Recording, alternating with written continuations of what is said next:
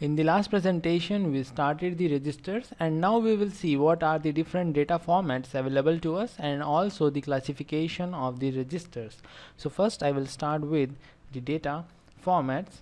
Data can be entered in serial or parallel form. If this is my register, then in this register the data can be entered in serial form.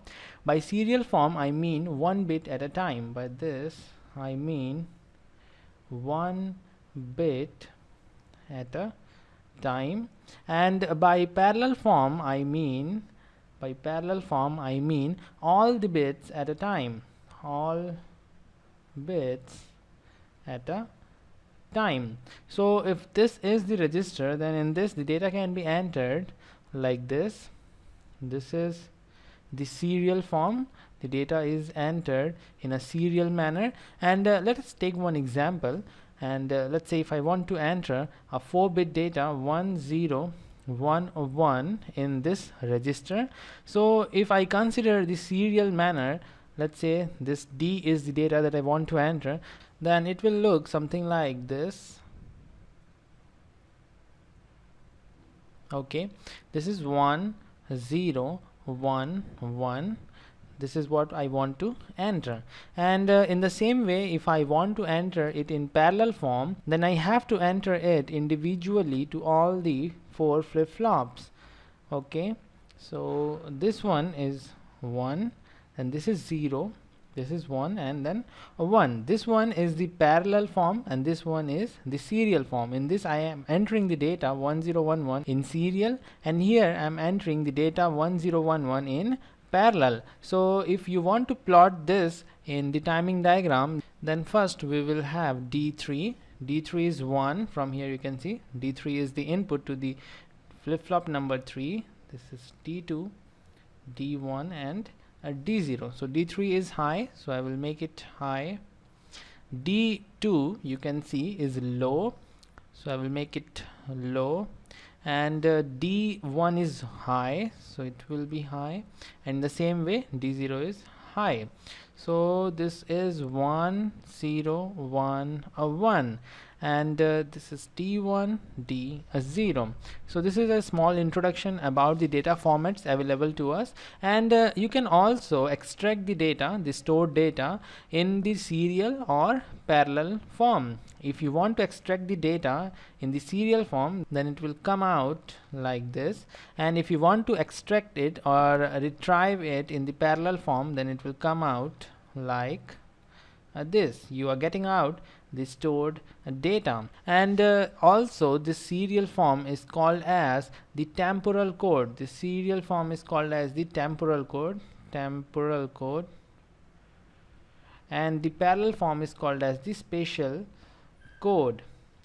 Okay, so this is all about the data formats, and you will understand it more when you study the different types of registers available to us. And I'm just leaving the data formats here, and I will start with the classification of the registers. So let's start with it. Classification of registers. I will classify registers depending upon two things. The first one is the input and output. So I will classify it depending on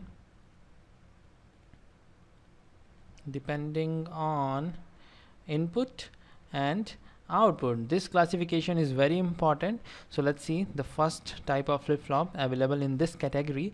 This is the SISO, SISO, serial input, serial output. You can see if I am entering the data in the serial form, then I will say it is serial input, and if I am getting out the data also in serial form, I will call it serial output. So in serial input, serial output register, we enter the data in serial manner and also extract the data in the serial manner. Very simple. That's why I explained you this data format, so that you can understand the classification a little bit easily. And the second one is the SIPO, SIPO, serial input and parallel output. You are entering the data in serial manner, but you are getting the data out in the parallel manner like this, and that register we call as the serial input, parallel output. The third one is the PISO, PISO. In this we enter the data in parallel form, parallel input like this, and we get the data out in the serial form like this. And the last one of course is PIPO, parallel input and parallel output. Simply we are entering the data in parallel and getting out the data in parallel. So this is the classification depending upon the input and output. We can also classify the registers depending upon the application. So depending on application. And we have two types of registers depending on the application. The first one is the shift registers, and this one is very important, very important. We will study it in detail. And the second one, the second type in this category is the storage register. So these are the two types depending upon the application. If you want your data to be shifted, like from F3 to F2, then F1, and then F0, and then comes out, we call it shift register. And if you want your data to be just stored, like you store the data and use it when you need, there is no shifting of data, the stored data, then we call it as the storage register. And in this way you can say that this PIPO, the parallel input parallel output register, is nothing but the storage register, because in this case we are entering the data. The one is entered in the D flip-flop, the flip-flop number 3, and this one that we have just entered is not shifting. It is there, so that's why it is just a storage register. In the same way, 0 1 1 is stored in flip-flop number 2, 1 and 0. There is no shifting of data, so it is simply storage register. It is a very simple concept, and actually the register is a very simple topic if you compare it with the counters or even flip-flop, because understanding the flip-flop initially from the combinational circuits is a little bit tough, and once you have the feeling of flip-flop you can easily understand these registers. So this is all about the data formats and classification of registers, and we have to study all these four registers in the coming presentations.